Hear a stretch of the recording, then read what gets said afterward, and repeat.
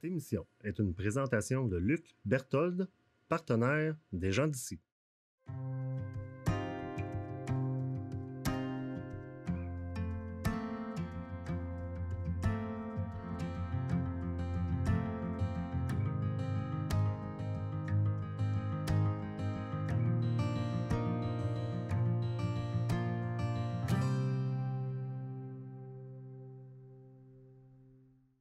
Bonjour, ici Paul Vachon, historien. Nous avons vu dans l'émission précédente la Première Guerre mondiale, ses ravages. À l'intérieur de ces événements-là, il y a un événement sur lequel il faut revenir, tant il aura des conséquences majeures dans l'avenir, y compris même pour nous jusqu'à aujourd'hui. C'est la Révolution russe de 1917. Alors, qu'est-ce qui se passe avec la Russie? Bien, tout d'abord, la Russie, on l'avait dit, c'est un des pays les moins avancés de l'Europe.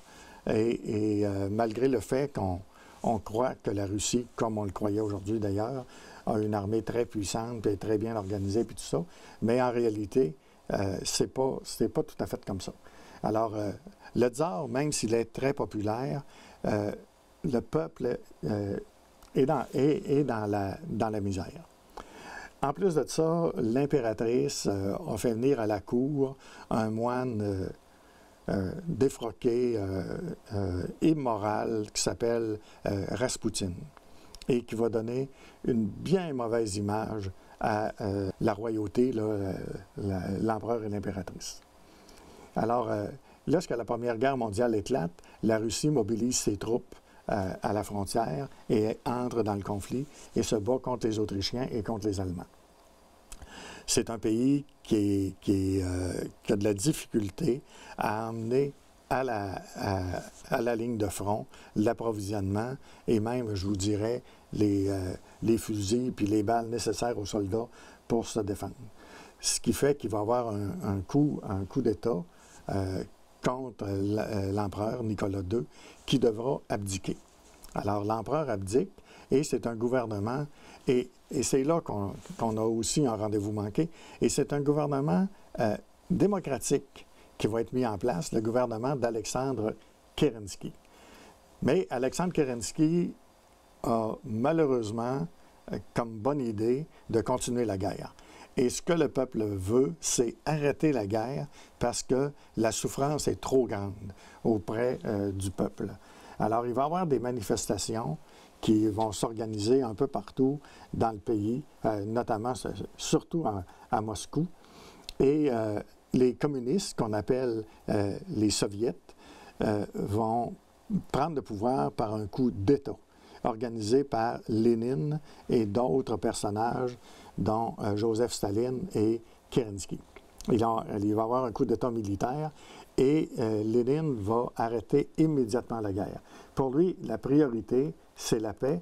Pourquoi la paix? Tout simplement parce que c'est comme ça qu'il sait qu'il va avoir l'appui du peuple. Alors, les conséquences vont être graves pour la Russie parce que la Russie va se voir enlever une partie importante de son territoire à la suite de sa défaite contre les Allemands. Ce qu'on ne sait pas, c'est que les Allemands vont être défaits, mais à l'époque, ce n'est pas prévu encore. Donc, la Russie va perdre une partie importante de son territoire. Mais pour Lénine, c'est de sauver d'abord la Révolution.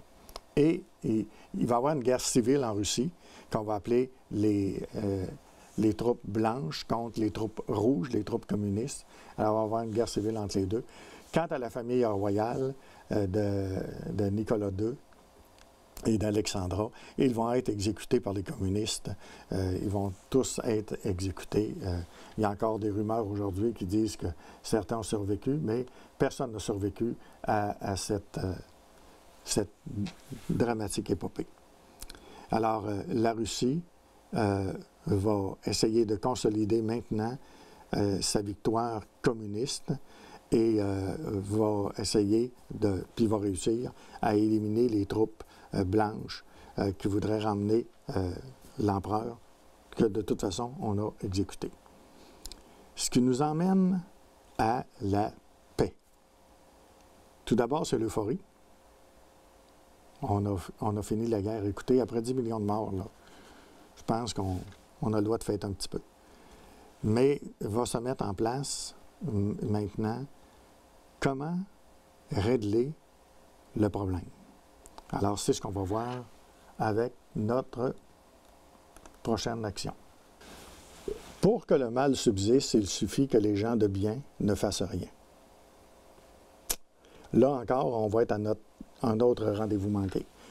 Il faut comprendre que la guerre est finie. Alors, c'est sûr qu'après 10 millions de morts, les vainqueurs estiment que les vaincus doivent payer pour ça, qu'ils sont responsables de la guerre. Pour les Français, c'est l'Allemagne qui est pointée du doigt, puis elle est l'unique responsable. Alors, on va décider qu'on va la faire payer. Alors, le premier traité, c'est le traité de Versailles. Qu'est-ce que ça a comme conséquence, le traité de Versailles? Bien, le traité de Versailles va être un traité entre l'Allemagne qui a perdu et les puissances vainqueurs. Je vais vous nommer les principales, là, le Royaume-Uni, la France, les États-Unis et l'Italie et quelques autres. Alors, on va régler le cas de l'Allemagne. Alors, on refait la carte de l'Europe. C'est pas compliqué. Il y a des nouveaux pays qui apparaissent, là. La Finlande, l'Estonie, la Lettonie, la Lituanie, la Pologne, la Yougoslavie. Pensez-y comme il faut, là. La Finlande, l'Estonie, la Lettonie, la Pologne. Aujourd'hui, là, on a des problèmes avec la Russie et l'Ukraine. Et les pays les plus, je vous dirais, agressifs envers la Russie, c'est justement ceux-là. Pourquoi? Parce qu'on va voir plus tard qu'ils vont avoir été agressés par la Russie. Ils étaient déjà sous l'Empire russe, alors ils deviennent indépendants. Parce qu'il ne faut pas oublier que la Russie a perdu la guerre contre les Allemands. Ils ne font pas partie des vainqueurs du traité de Versailles parce qu'ils ont abandonné les Alliés. Ils sont à part. Alors, la carte de l'Europe est refaite. Imaginez-vous, on fait la Yougoslavie pour éviter justement les problèmes avec les Serbes, les Bosniaques, puis tout ça. Mais ça va durer 75 ans, mais après, ça va éclater comme ça l'a éclaté aujourd'hui. Et d'autres territoires vont être enlevés aux Allemands. Entre autres, comme territoires qui sont enlevés aux Allemands, l'Allemagne perd une partie de l'Alsace et de la Lorraine qui est redonnée aux Français. L'armée allemande est démantelée. Ils n'ont pas le droit d'avoir de blindés. Ils n'ont pas le droit d'avoir d'artillerie. Ils n'ont pas le droit d'avoir d'aviation. Leur marine est réduite. Puis tous les navires de guerre doivent être redonnés aux Alliés. Puis quand je parle des Alliés, ceux qui se servent là, c'est les Anglais et les Français. Alors, on ne veut plus que l'Allemagne soit une menace. Alors, on entend bien châtier les Allemands. L'Allemagne doit payer plus de 2000 milliards de dollars en dommages. 2000 milliards de dollars. Ils vont payer cette dette-là, ils vont arrêter de la payer là, en 2010. On est en 1919. Ils vont payer sur presque 100 ans une dette de guerre qu'ils ont fait pendant la Première Guerre mondiale. Et l'Allemagne est forcée, et ça c'est très humiliant, est forcée de se déclarer l'unique responsable de la guerre. Est-ce que c'est vrai qu'ils sont l'unique responsable? Ben non. Ben non. Ils sont responsables. Mais comme la France est aussi responsable, puis le Royaume-Uni, ils sont responsables. Puis dans une moindre mesure, bien sûr, les États-Unis, qui eux autres ont été un peu acculés à participer à la guerre, mais vers la fin de la guerre en 1917. Alors, mais c'est très humiliant pour l'Allemagne. C'est un traité de paix que je vous dirais qu'il va avoir comme conséquence d'amener la guerre. Pourquoi? Parce que, on l'avait déjà dit, Emmanuel Macron avait dit, il faut faire attention de ne pas humilier la Russie. Bien écoutez, on a humilié l'Allemagne. L'Allemagne va avoir un profond désir de se venger. Mais pour l'instant, pas ça qui se passe, là. C'est sûr que les Allemands vont être extrêmement frustrés, ils vont être déçus, ils vont être fâchés. Et on va créer aussi un État démocratique en Allemagne qui va s'appeler la République de Weimar. Alors, c'est un État démocratique qui rejoint les autres États démocratiques comme la Grande-Bretagne et la France et les États-Unis. Alors, on crée ça pour un monde meilleur. Parce que moi, je pense qu'on est très sincère. Ce qu'on veut, c'est un monde meilleur. Mais ça ne veut pas dire que les actions qu'on a prises vont donner les résultats escomptés. C'est dommage, mais c'est ainsi. Un autre élément aussi qui va être un peu dramatique, qui va affaiblir l'Allemagne, c'est qu'elle va perdre toutes ses colonies. L'Allemagne a des colonies en Asie, mais surtout des colonies en Afrique. Et ces colonies-là vont être tout simplement partagées entre les Alliés, mais encore une fois, surtout les Français et les Anglais. On va prendre puis il va y avoir une colonie qui va être donnée aux Belges, là, qui va devenir le Congo belge. Mais on va prendre des colonies allemandes, africaines, puis on les donne aux Français et aux Anglais, ce qui fait que l'Afrique va être à peu près divisée moitié-moitié entre l'Empire français puis l'Empire britannique. Et l'Allemagne perd évidemment toutes ces colonies. Le traité de Versailles se voulait régler, je vous dirais, la situation mondiale. Elle ne l'a pas réglée. Il y a eu d'autres traités également qui ont été signés en 1919, 1920, 1921 pour régler la situation des autres belligérants, l'Autriche-Hongrie et la Turquie. Alors, il y a deux traités qui concernent l'Autriche-Hongrie, le traité de Saint-Germain et le traité du Trianon. Le traité de Saint-Germain va créer en Europe d'autres pays, la Tchécoslovaquie. La Tchécoslovaquie, c'est un pays qui comprend deux peuples, les Tchèques et les Slovaques. Ça va très bien fonctionner jusqu'aux années 2000, je ne me souviens plus exactement, mais la Tchécoslovaquie, par référendum, va se rediviser. Aujourd'hui, on a la République tchèque, puis on a la Slovaquie. Mais on va avoir détaché de l'Empire austro-hongrois la Tchécoslovaquie. À l'intérieur de la Tchécoslovaquie, et ça c'est important parce que ça va avoir des conséquences dans 20 ans, un petit peu moins de 20 ans, à l'intérieur de la Tchécoslovaquie, il y a une partie de la Tchécoslovaquie qu'on appelle les Sudètes, et ils sont majoritairement composés d'Allemands ou de citoyens parlant l'allemand. Alors les Sudètes, ça sera à retenir parce que là encore, on vient de créer une situation dramatique. Le traité du Trianon, qui va être fait en 1920, concerne également ce coup-là, la partie hongroise de l'Empire austro-hongrois, et on va créer la Yougoslavie. La Yougoslavie, c'est la Serbie, la Croatie, la Bosnie, le Monténégro et la Slovénie qui sont ensemble pour former cet État-là de la Yougoslavie. La Yougoslavie va exister pendant un bon bout de temps parce qu'il va y avoir une dictature très ferme à sa tête avec le maréchal Tito. Mais à la mort de Tito, la Yougoslavie ne pourra résister et va éclater en pays comme je viens de nommer, et ça va emmener, et on le verra plus tard, dans les années 2000, la guerre de Yougoslavie, qui a été une guerre horrible, épouvantable. Donc, on comprend que ces traités-là, il nous en reste un, mais on comprend que ces traités-là, que ce soit le traité de Versailles, le traité de Saint-Germain, le traité du Trianon, on comprend que ces traités-là ont eu comme conséquence d'établir la paix momentanément. Moi, je vous dirais que la paix a duré 20 ans, à peu près. Mais elle jette en même temps les bases d'une frustration, d'un mécontentement important et qui va amener un désir de vengeance. Ça, c'est quand même extrêmement important là, de le reconnaître. Le traité maintenant de Sèvres, c'est un traité qui concerne l'Empire turc. Alors, l'Empire turc, de son côté, va être également démantelé et les Français et les Britanniques vont se partager je vous dirais, les résidus de l'Empire turc. Par exemple, toute la région de la Syrie va passer sous la domination française, alors que la Palestine va passer sous domination britannique. Et là encore, on se prépare pour de joyeux lendemains qui vont être extrêmement difficiles.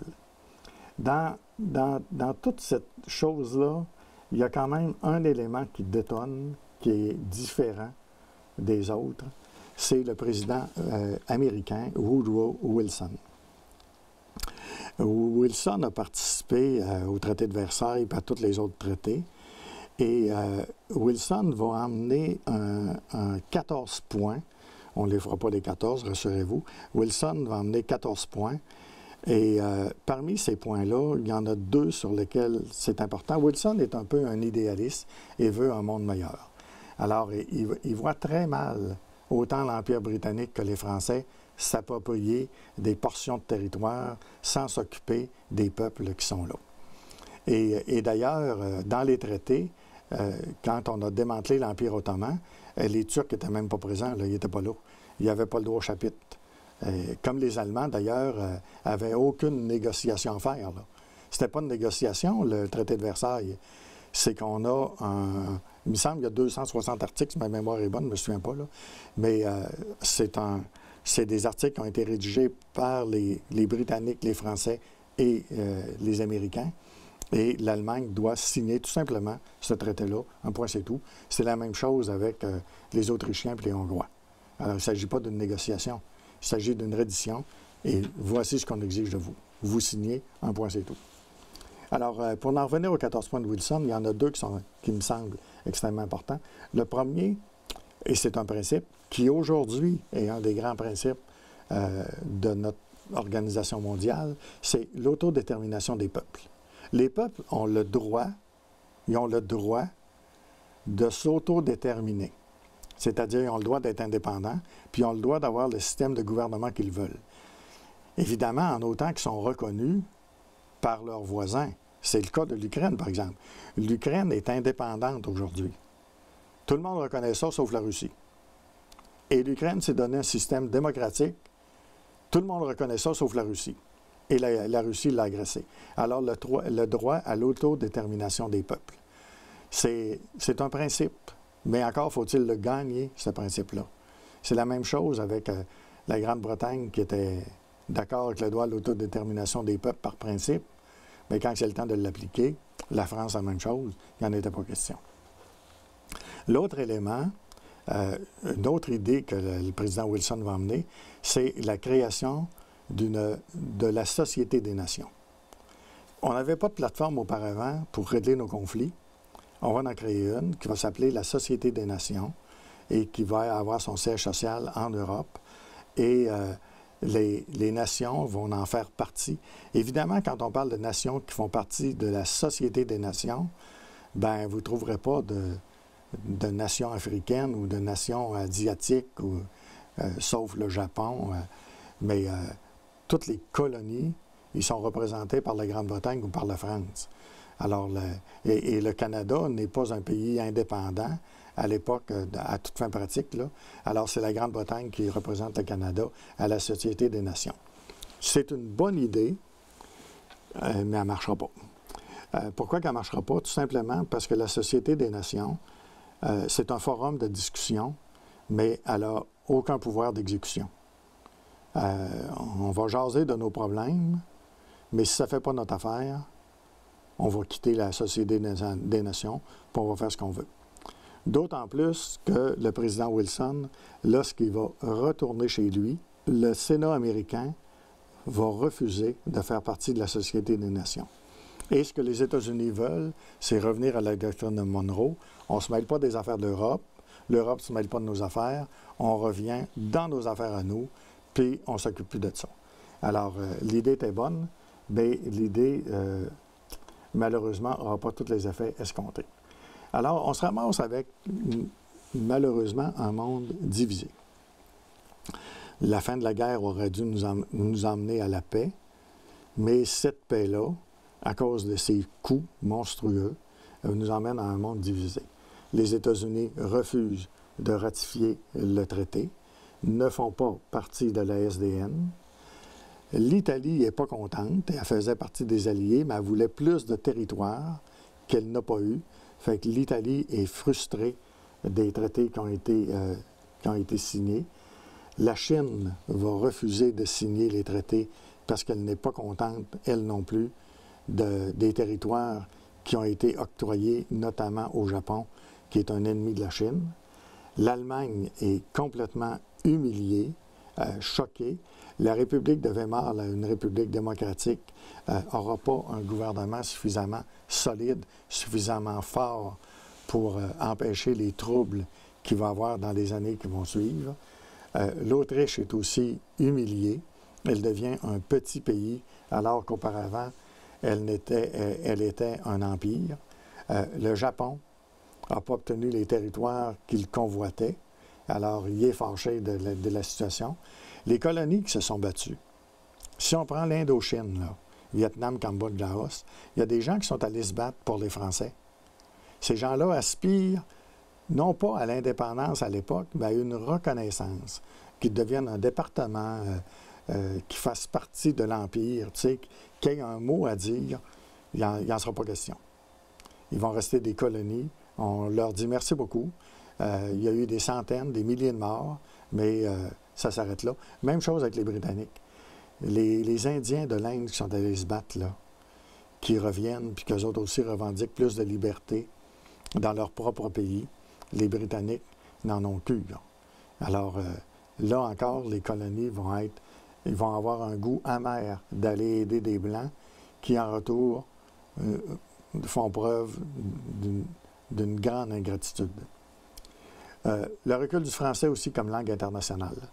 Auparavant, avant 1914, la langue internationale de la communication diplomatique dans le monde est le français. L'anglais est une seconde langue, comme l'espagnol et tout ça. La langue prépondérante est le français. Georges Clemenceau, le président de la France, est un anglophile. Il parle parfaitement l'anglais. Alors, à la demande des Anglais et à la demande du président Wilson, Georges Clemenceau va accepter que l'anglais soit sur le même pied que le français pour la langue internationale. Et à partir de là, ben, le français va perdre de plus en plus sa place comme langue internationale, et aujourd'hui, c'est l'anglais. Et la Russie, de son côté, devient l'Union soviétique, et à partir de là, ben, Lénine va décéder, et celui qui va remplacer Lénine, c'est Joseph Staline. Et Joseph Staline, pour sauver le communisme, va entreprendre des purges absolument épouvantables. Un monde bouleversé, un monde divisé. Tant et aussi longtemps qu'on va se souvenir de la de la Première Guerre mondiale, et puis évidemment de 1919 ou de 1920, je vous dirais jusqu'à 1929, on va connaître une période qu'on va voir dans la prochaine émission, qui va s'appeler les années folles. Pourquoi les années folles? Parce que on fête, hein? On sort de cet échec monumental-là. Et d'ailleurs, la Première Guerre mondiale a été nommée après la der des der, la dernière des dernières guerres que le monde se fera. Malheureusement, les événements qui vont arriver après ne nous donneront pas cet espoir-là. C'est ce qu'on verra à la prochaine émission. Merci. À la prochaine fois.